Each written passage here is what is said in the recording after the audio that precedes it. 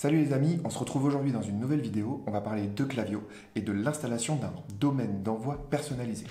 Si tu ne me connais pas encore, je me présente rapidement. Je m'appelle Pierre Baptiste, je suis le cofondateur de Seos, une agence spécialisée sur Google Ads pour les sites e-commerce.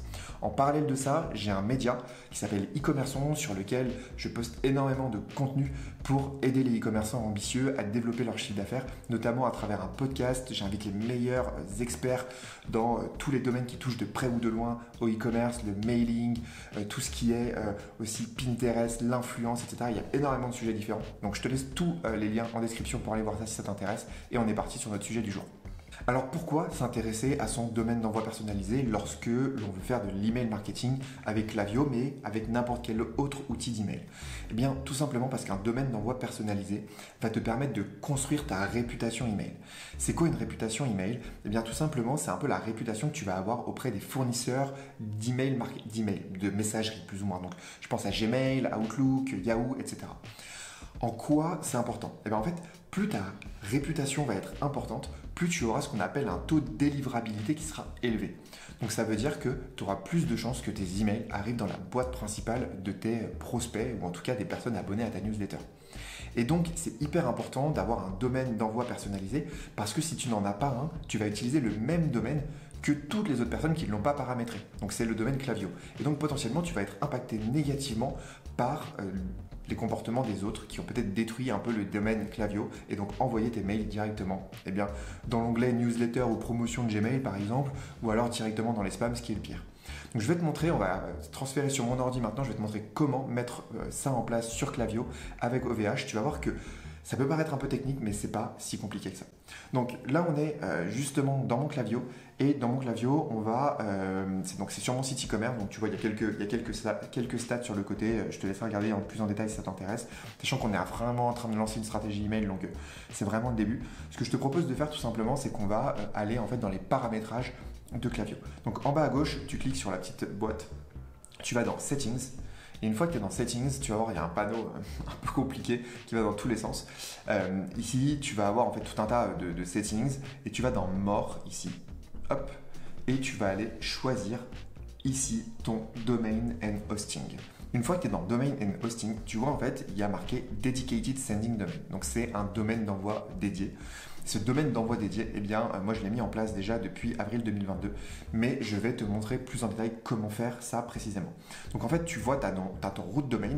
Donc moi j'ai mon root domain qui est marqué juste ici, et j'ai mon sending domain. Donc c'est un domaine qui est légèrement différent. En général, c'est un sous-domaine. Et tu vois, en l'occurrence, quand tu regardes un peu plus en détail ce qui a marqué ici, le premier CNAME ici, donc où il y a marqué contact, eh bien c'est tout simplement ton sending domain. Donc comment l'installer maintenant? C'est la question qu'on se pose. Eh bien pour l'installer, il va falloir aller dans ton outil de gestion de domaine. Donc le plus connu en France c'est OVH, il y en a plein d'autres, des GoDaddy, etc. Globalement c'est tout le temps la même chose. Il faut aller modifier les DNS qui sont dans tes éléments de domaine. Donc on va aller sur mon compte OVH justement. Donc là je suis sur mon compte OVH, je vais choisir un domaine. Donc par exemple on va prendre le domaine e-commerçons.com. Donc le domaine e-commerçons.com, une fois que j'ai ouvert ce domaine-là, tu vois ici j'ai ce qu'on appelle la zone DNS. La zone DNS c'est quoi? Eh bien en fait c'est un peu là où tu vas créer un peu tes différents paramétrages. Je ne vais pas rentrer dans les détails, mais en gros c'est là où tu vas pouvoir mettre en place ton domaine dédié. Donc première chose à faire, c'est tu vas regarder un petit peu ce qui a été fait et tu vas dans tout simplement ajouter une entrée en haut à droite. Tu cliques dessus. Et en fait, là, tu vas suivre tout simplement la procédure de Klaviyo. Donc, si on regarde dans Klaviyo, qu'est-ce que ça dit? Ça dit CNAME, donc là, c'est le type. Le host, c'est contact. La value, c'est la value qu'elle a. Donc, contact, on sait. Je vais cliquer sur celui-là pour le copier. Je vais aller dans mon OVH. Ici, je vais choisir CNAME, donc hop, très clair. Sous-domaine, c'est ce qu'on a vu tout à l'heure, contact. Cible, exactement ce qu'on a vu tout à l'heure. Tu vois, en général, d'ailleurs, il te demande de mettre un point derrière sur OVH, donc n'hésite pas à le faire en avance. Tu fais valider, et voilà, le domaine a été rentré. Mais c'est pas fini. Maintenant, tu vas devoir en créer d'autres. Ici, tu vas devoir utiliser un autre CNAME, donc on peut dire CNAM peut-être. Pour les puristes, vous me direz dans les commentaires si vous trouvez ça un peu pourri comme nom, ce qui est très probable. Donc, je vais le faire rapidement.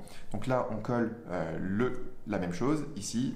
Hop, je reviens en arrière, je colle ce qui est marqué ici. Hop, donc évidemment, j'étais un peu tout flouté, c'est normal, ne sois pas inquiet sur ça.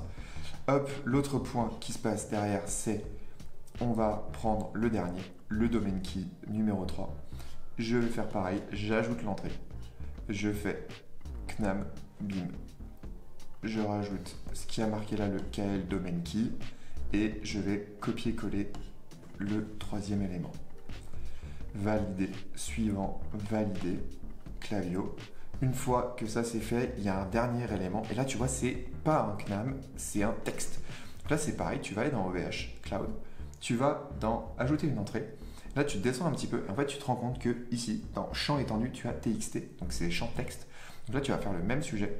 Là il va te dire il te dit de mettre un arrobase. Tu choisis là le truc qui est juste à droite. Tu mets la valeur ici. Tu peux mettre un arrobase, mais je pense qu'il va te dire que c'est pas possible. Donc tu vois en l'occurrence là il dit c'est pas possible de mettre un arrobase dans OVH. Pas d'inquiétude, tu mets rien en fait. Tu mets juste ça, comme ça. Tu fais suivant, valider. Et voilà, on a tout simplement créé un domaine dédié sur Klaviyo. C'était super simple. Et une fois que tu as fait ça, eh bien en fait tu attends quelques minutes, au moins le temps que ça se propage. Et ensuite tu auras un gros bouton en bas ici. Il te suffira tout simplement de cliquer sur ce bouton là pour valider ton domaine, valider qu'il est bien fonctionnel.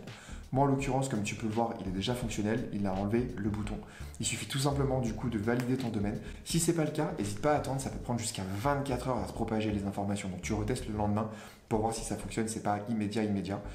Et une fois que c'est fonctionnel, eh bien, tu as ton domaine d'envoi dédié. Donc c'est parfait, il n'y a plus qu'à envoyer des mails. Mais attention, lorsque tu enverras tes premiers emails, évite de balancer de l'email à tire-larigot. Ce n'est pas du tout l'objectif. L'objectif, il va être d'abord de chauffer ce qu'on appelle ton domaine, améliorer ta réputation email dès le départ. Donc je t'invite à regarder ça plus en détail. J'ai fait des articles sur e-commerçant.com que tu vas pouvoir aller voir. J'ai fait d'autres vidéos sur la chaîne YouTube aussi à ce sujet-là, donc n'hésite pas à aller les voir si ça t'intéresse. Et je te souhaite une excellente journée. On se retrouve sur le podcast pour avoir encore plus de contenu. Et puis si tu as des questions, n'hésite pas à me les poser en commentaire. N'oublie pas de s'abonner à la chaîne et je te souhaite une excellente journée. Salut!